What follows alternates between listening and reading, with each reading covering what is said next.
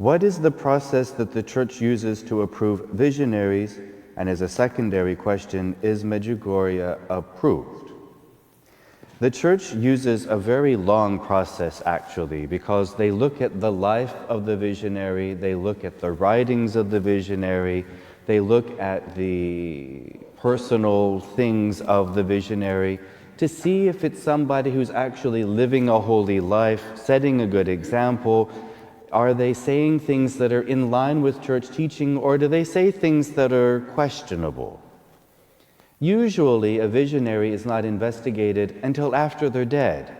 The reason for that is, what if the church says, this person is a visionary who we approve their message, and then they start saying that Mary is the fourth person in the quadrinity, that she's actually divine? I mean, we don't believe that. So if they start changing their tune, well, obviously there's something wrong here. So you do not approve visionaries or visions until after they've already stopped, in the case of visions, or visionaries when they're dead. The reason for that is, what if they change their tune after you've approved them? They can spread all kinds of confusion and it just makes a mess. The question about Medjugorje, is it approved? The answer is no. That doesn't mean that it's not approved. It just means that it's not approved. I said that way on purpose. The visions or the messages of Medjugorje supposedly are still continuing on. They will not give their approval until it stops. Because what if they approve it and the messages start to change? Same thing I was just mentioning. Is it a place that you're permitted to go to? Yes. Is it a place that people have gone to and had very profound religious experiences? Yes. Is it a place that has done some really good things in the life of people? Yes. Has it been officially approved by the church as a place that you should go to? No. Has it been turned down as a place that you should not go to? No. It is open for your personal edification.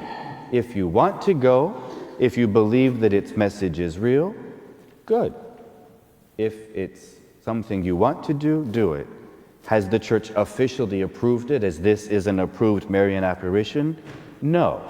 And the reason it hasn't is because, according to what they're saying, the visions and the messages are still continuing, and until they stop, the church can't investigate them to make sure that everything is proper and aligned. Any questions? Yes? Isn't there one visionary now, she's still alive, Maria Esperanza? Maria Esperanza, still alive? I'm not sure, to be honest. It was approved while she was alive, just from what I remember. No? Well, it depends. Well, I'll give you an example. Lourdes. Lourdes was approved while Bernadette was still alive. Why?